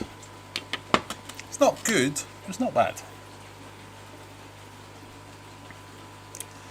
I think, so, if nothing else, this has proved to me that I'm not a real ale kind of guy. It's not my thing. I don't really like them. This, fine with. This, fine with. But I guess a real ale type person would be like, that's not proper beer, that's not craft beer, that's just homogenised nonsense. Over any of them I'd take like a Heineken or something like that, which would just piss them off even more. But in that side of things, those ones, happy with. The fruity ones, happy with. IPA, not a fan. Stouts and things like that I'm usually fine with. This one's just a little bit. Whew. So I'm interested to know, join the Discord and all that good stuff, but is there another wing? So like, this is the first stout I've had. Should I be doing like Guinnesses and Caffreys and things like that and just trying those ones out, see if they make a difference?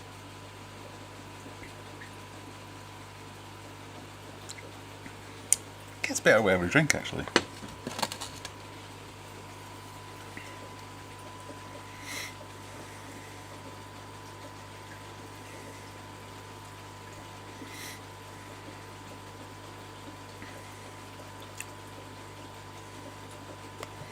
Oh, British Isles. There's a whole new one that we need to consider. Yeah, I forgot about the British. Thought I was refilling a tank there. No, we're good. Forgot about the British Isles because that includes more, doesn't it? What are they doing? Sorry, my Tetras are going mental.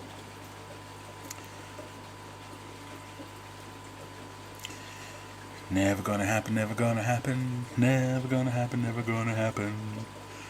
I can't really do that. I could probably do it better with spirits than I can with beers. I'm American, we don't learn geography. I had an interesting conversation, not a conversation, but a text exchange with someone. Someone was talking about how they were a barman or something like that, and they're saying a really drunken 19-year-old had come up to them. I said I had a conversation. Someone forwarded something to me. A really drunken 19-year-old had come up to the barman and said, "I'll have a vodka and coke, please." The barman gave it him. He went away and then came back 2 minutes later and said, "Do you know what? I'm hammered. Can I have a refund?" And the barman said, "I'm so shocked at his honesty that I gave him the refund." And an American had replied, "Calling bullshit because you have to be 21 to drink." And the reply from this guy was, "I'm one of the dozen or so people who live outside the United States and the rest of the world where we're allowed to drink at different ages." So I know all my American friends, I know you're not all like that, but that's the way you're portrayed sometimes. So I'm sure I know lots of Americans who are a lot smarter than me and do know lots of geography and things like that, but I think it's your kind of generic Florida man is sometimes how it's portrayed. I thought I'd fall over like Doc in Back to the Future 3. No, it's not that bad actually. Drop a chocolate with... Oh, that might make it better actually, yeah. I'm surprised. This isn't as revolting as I thought it was going to be. I think it's I don't really like chocolate. Does that make me weird? I like coffee. I don't really like chocolate. I think it might be the smell of the mixture of coffee and chocolate making my brain go, no, this isn't either of those things. No, warning, warning, stay away.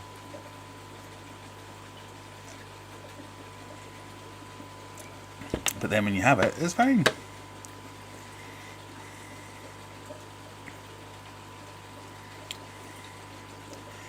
It's not happening.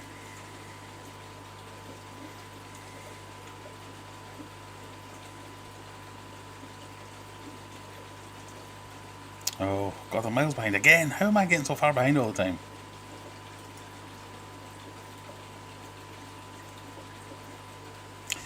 Y'all would appreciate this other than my use of the word y'all. My kids know more about English history than American history.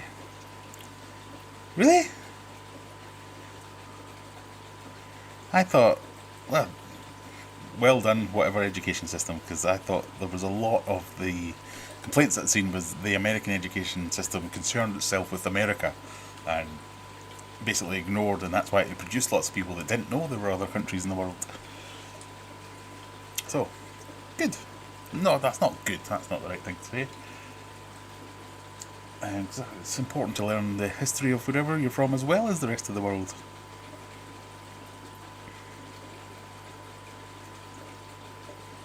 They can name all the time periods, their successes and failures, who was important during that time. Do you know what? I didn't learn that much about British history when I was at school, other than Scotland are great, England are terrible. If it wasn't for Scotland, the Romans would have taken over the world, and lots of other things like that. Very pro-Scottish in Scottish schools.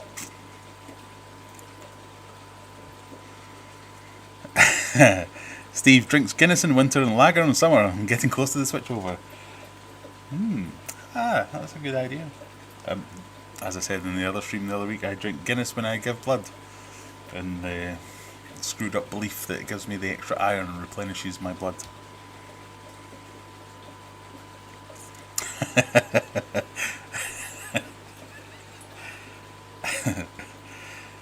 Yeah, the old Irish cocktail, potato peelings.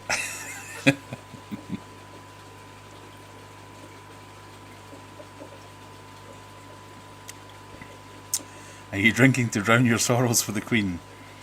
No, I have no sorrows for the Queen. I have great thanks for the extra day off. That was much appreciated. And if Charlie boy, if you can spread yours out so we get an extra day off next year for your coronation as well, I might even become a royalist.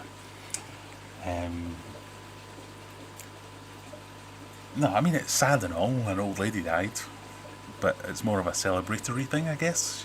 She was an old lady, and a very privileged old lady. So, sure, she did lots of good things, lots of bad things.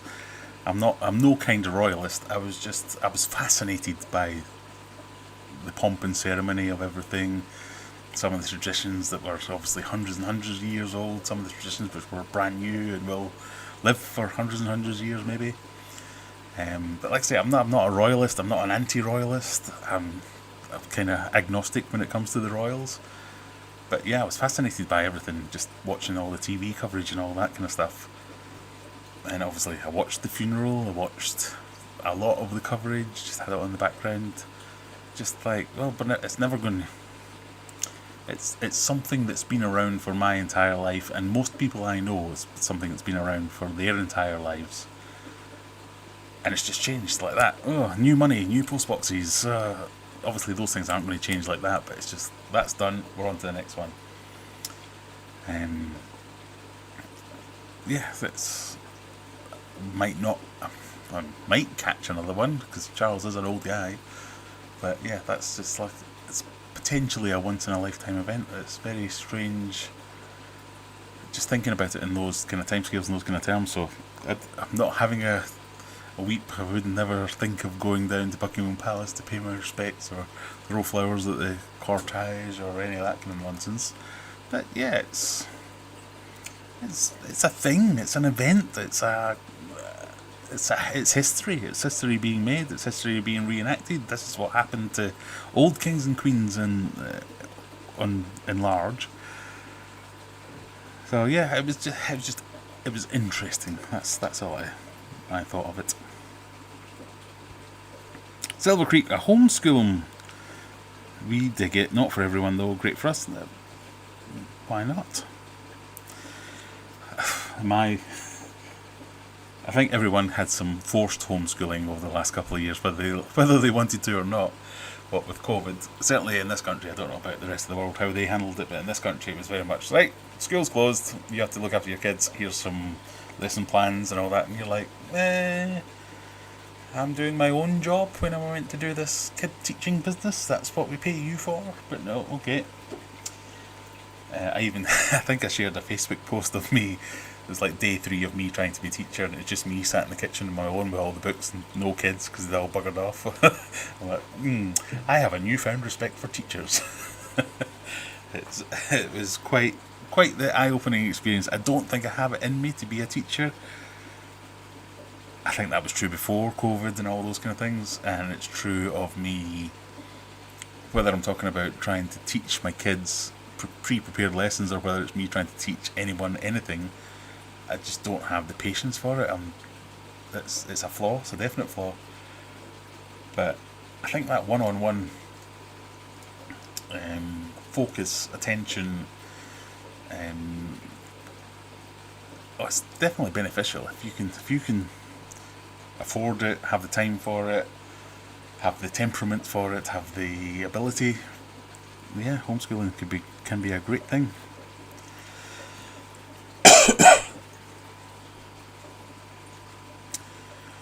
Yeah, as Lebo says, homeschooling, can't think of anything worse. Yeah, it was quite the challenge. I mean, after a while, we kind of get into the swing of things. I work from home anyway, so I've always worked from home. Well, not always, but for the last few years I've worked from home. So it was nothing new to me where there was lots of new people working from home, getting used to it and all that kind of thing. But I had the desk set up. My daughter had a little desk set up next to me. We'd share resources. I'd print off all her stuff while I was doing my calls at work and writing my designs or whatever. She would sit next to me and do her bits. We kind of got into a swing, so it was a little bit more manageable. But yeah, it was tough. Let's put it that way. Public school would be run by the local community if the US. BOA has its mitts in If it's government school, BOA. I don't know what BOA is. Sorry.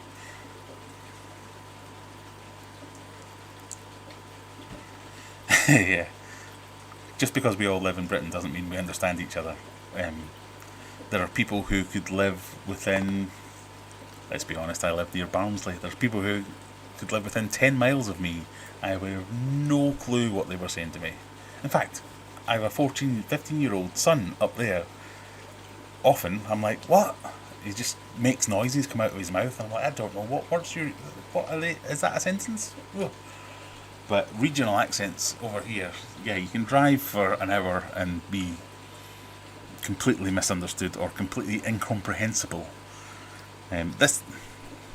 Me now, you might think, oh, he's got a Scottish accent, but this is my put-on voice, so people can understand me. The wife used to always say that whenever we cross the border, I would start talking differently. But yeah, it's the regional accents over here is definitely a thing, and that surprised a lot of my American colleagues, where they say, "Aren't you guys all from England? Why do you all sound so different?" And you're like, okay, that was a terrible accent. The guy's not even from there. But it is very much a thing that someone from Newcastle sounds very different to someone from Liverpool, who sounds very different from someone from Manchester, who sounds very different from someone from Yorkshire. And you can drive to all those places in one day, and none of them will understand each other.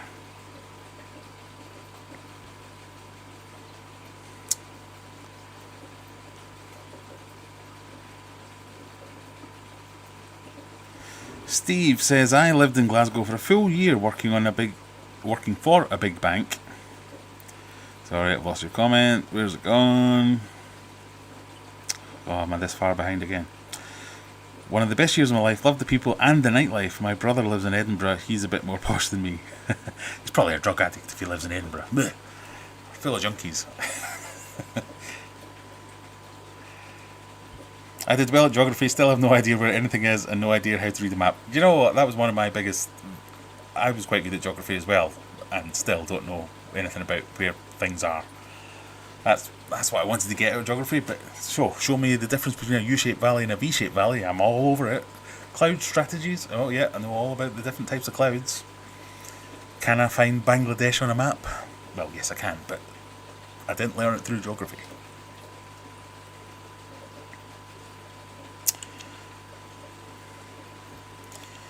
I was a badass salesman that crashed out, built my own house, paid off everything, now my wife works.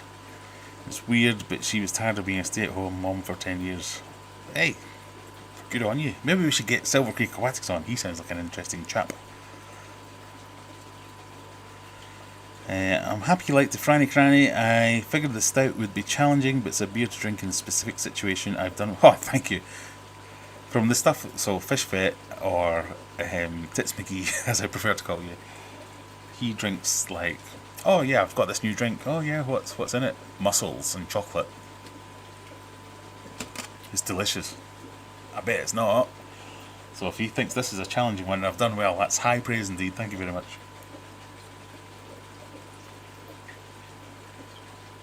Nearly finished as well.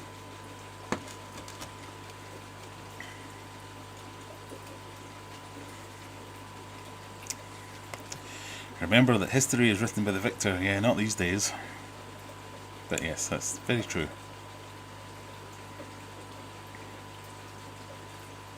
Oh.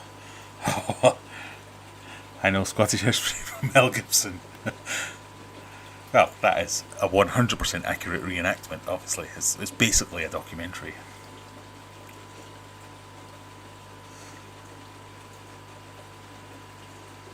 Scott drinks IPA in the winter, Guinness in between cold and warm seasons, and lager cider in summer. I don't think I'm ever going to get the IPA thing. Guinness, I can take a Guinness. I don't mind a Guinness.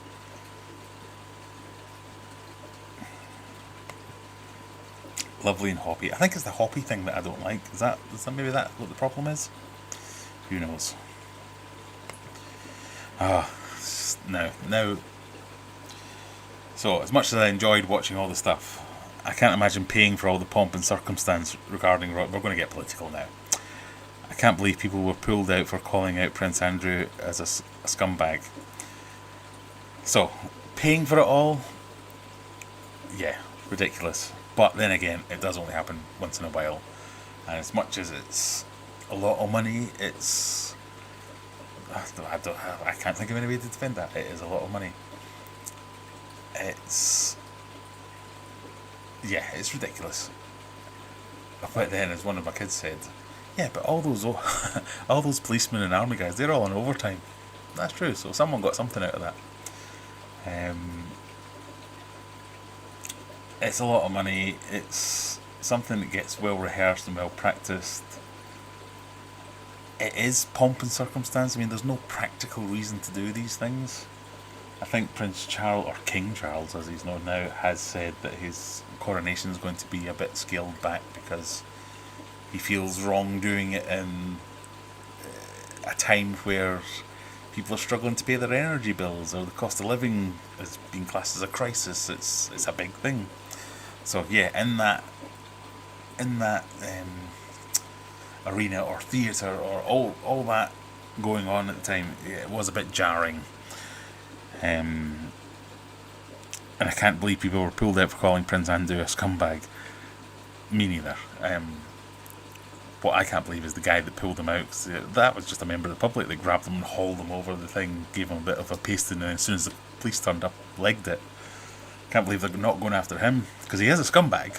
There's nothing, no two ways about it. He's definitely a scumbag. Allegedly, as this is going out on the internet. But one of the policemen was interviewed and said he wasn't arrested. He was just taken away for his own safety. And if that is true, that kind of makes sense. But you never know who to believe these days. But I can't believe some of the things that have gone on. Like, if he is that kind of nonce and doing all this, why has he been given any role in any of this? Why was he not just shoved away to the side? That was one of the main big distasteful things of the whole thing. It feels sad that we've gone from a female head of state to a male. Yeah, but she did achieve a lot. Let's be honest. It's in terms of that kind of thing. It was under her reign that I feel bad saying this because this is all nonsense, but she did introduce the thing where it doesn't have to be, it's your firstborn now, regardless of sex. If your kid is a girl, your first kid is a girl, then that one's going to be the monarch. It doesn't skip over and go to the next one. She introduced that big whoop, you might say, in the grand scheme of things. But there were lots of little changes, and I only know this because I watched 300 hours of royal coverage. But I mean, I'm not sad that it's gone from a female to a male. I think it's almost irrelevant. I'm just surprised that... That's not what I'm trying to say. I think... I can't see Chuck getting through this without fucking something up. Whereas for 70 years, she was just completely level. He's going to say something mental, do something weird. I can't see him being as good. Let's just put it that way.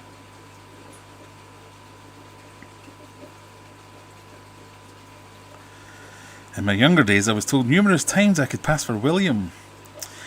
We're going to have to see a picture before I grew a beard and cut my hair. Still going to see a bit. We'll have to see a picture.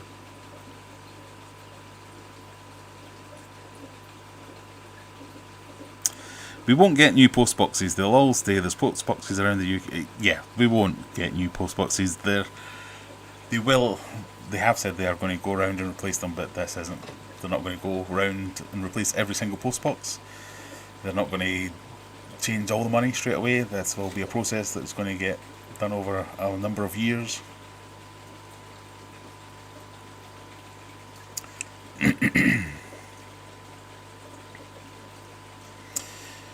Teachers work less than 70% of the hours of other similar jobs but receive the same pay and better benefits. I'll preface this by saying my wife is a teacher, and therefore I don't think that's true, in case you're watching, dear. No, I don't think it is true. The teachers, if anything, have made a rod for their own back. They don't push back enough, and as much as they're heavily unionised, even the unions don't push back hard enough. Their contracts are ridiculous. They're not specific in any way, shape or form. If maybe not now that I'm more managerial, but in my earlier days, if somebody phoned me on my day off and wanted me to work, I'd be like, no, F off, I'm not coming into work, it's my day off.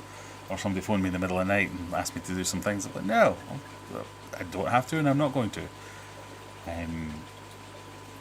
But teachers, their day doesn't just start at 9 o'clock in the morning and finish at 3 o'clock in the afternoon. Yes, they get 6 weeks of holiday all in one big block, but that also means they don't get any holidays anywhere else. That means going away is more expensive because you're going away with the rest of it. There's just all kinds of things. But they bring work home and they work. My wife I've seen working till late into the night, many evenings. She leaves for work before I even get out of bed. Does a day's work, comes back and then does another evening's work. Especially if the subject or the specialism's something else. Some layer of responsibility or responsibility for exams or BTECs or curriculum stuff or extracurricular stuff. That's all, it's not contracted properly. So we've had clashes before, me and my wife saying, just don't do it. Well, if I don't do it, then these kids will fail. Well, let them fail. It's not going to change until something goes wrong. But teachers are a very special breed where they're just not willing to do that, and they take the brunt of all the bad pay conditions, expectations, requirements. And teaching's, it's infuriating for me as someone who works in a fairly large business, in a fairly high level or a fairly, I get to see a lot of shit and like a lot of stuff, and it feels like schools are just playing at it. It's like a head teacher read a self-help manual and he's instilled that in the staff. This is how you're going to work from now on. We're going to do this. We're all going to have smart objectives. We're all going to, oh God, that's. He's misunderstood a self-help book, and now he's trying to implement it badly. That's what's going on in teaching. Because it's not about profit. It's not about fair market values and things like that. It's about success and failure, and it's rudimentarily arbitrary what those measures for success and failure are, and it's the teachers that get crucified for everything because the lazy teachers are not, and it's the idiot parents that don't understand what the teachers are having to do, being forced to do by either the government or the school board or the head teachers or the curriculum in general. It's everyone's their hands are all tied in different ways at different stages, but it's the teachers that get the blame. So I could not handle it. I would never be a teacher. I couldn't be, as I said before, I couldn't be a teacher anyway, but I wouldn't last 10 minutes as a teacher either because of the expectations that are put on them and the sheer refusal of any of them or any of the supporting factors like their unions, like that themselves, to buck against the system to make any kind of change. It's broken. It's just they're stuck with it. I've seen my wife in tears many times where she's just the weight of the world has got too much because the expectations for what she can do for her kids, it's all on her. It's no one else. It's working hours and hours and hours will never be enough. So fundamentally disagree with that, but see why you would make the point, because it's a perception thing. It's the way this is portrayed through the media, through Facebook groups for school goers and kids being disadvantaged because the teachers are rubbish and they don't understand. It's not the case, but it fits to make that case, or it's easier to swallow if we just blame lazy teachers. I mean, sure there are lazy teachers, but I would argue that 99% of the time that's not what the problem is. I'm sorry to go on that kind of rant.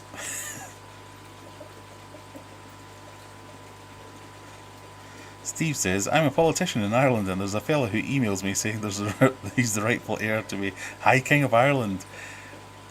Was this on the telly recently? I'm sure I saw something about this.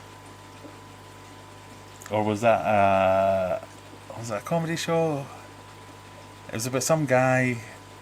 I can't remember if this was like a sitcom or something, but it was somebody who basically turned up a post office and said, I've been tracing my ancestry. I think he was American or something. So, it turns out I'm the king of Ireland.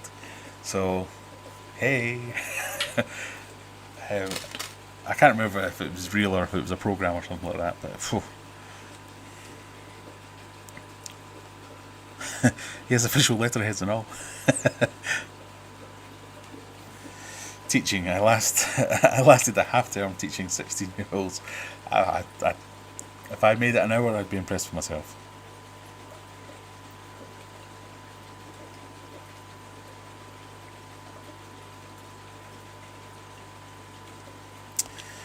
Silver Creek declares himself king of all things fish. I think Joey, king of DIY, self-proclaimed. Might have an argument for you. Thanks for another entertaining evening. Oh God, we've got to that time already. I've not even finished my drink. Let's get it down, mate.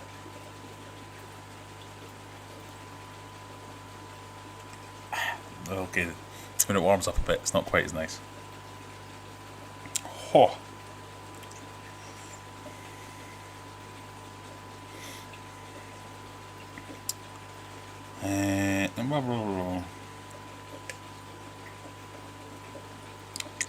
I'm really overrun, but I've got millions of comments that I've missed. I'm very sorry. I'm a terrible YouTuber.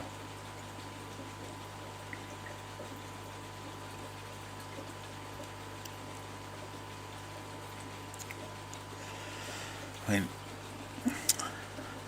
shall I close off now and we'll pick up this next week, or shall I at least go to the bottom of the comments? You decide.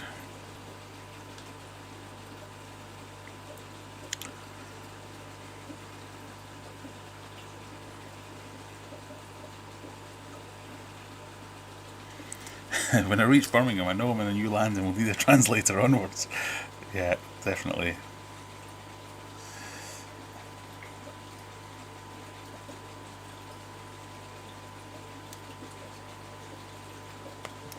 What does it mean to be all sixes and sevens? It means you don't... Am I going this way or am I that way? There is an actual explanation, but maybe 1% of people know what the answer is. Did you know that if you cock something up, anyone know why we say that? Oh, I cocked that up. It's because, and I learned this just today, when you're shooting an arrow, the one... So you have 3 feathers on an arrow. The one feather that goes the opposite way to the other 2 is called the cock feather. And if that's facing up, you can't shoot straight. So if you shoot like that, you've cocked up. And you've shot wrong. So it's all... loads of stuff to do with arrows. Sorry. Got to go, says Phil. Thanks, Phil, for joining us. Let's see if we get all the way down.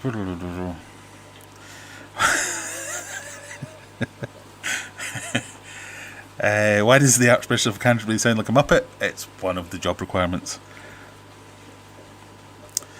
You think that's bad? Look at today's budget and it... Has anyone got another hour or two?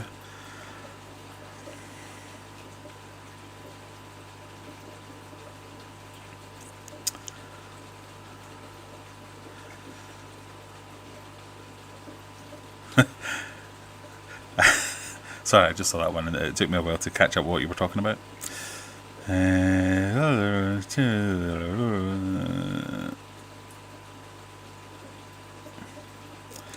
Anyone concerned about the price of electricity and our aquariums? 100%. I've talked about it before, I won't bore you with it again, but yes, it's... Oh.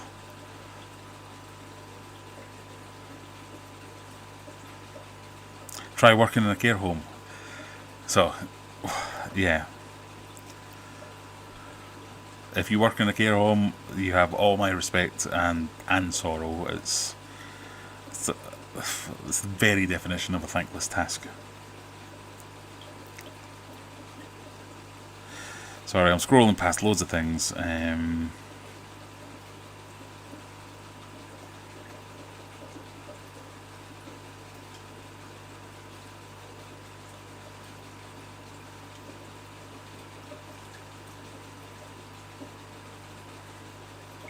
Right, I think we got to the bottom. I've run over. If you want to continue this fishy journey, go and check out Coldwater Aquatics, who's probably streaming. I don't know if that's true or not. Scott will likely tell us whether that is true. If you want to join the Discord server, we have a Discord server. We keep the chat going most of the week. And jump in there, share your pictures, share your stories, ask your questions. There's a helpful bunch in there.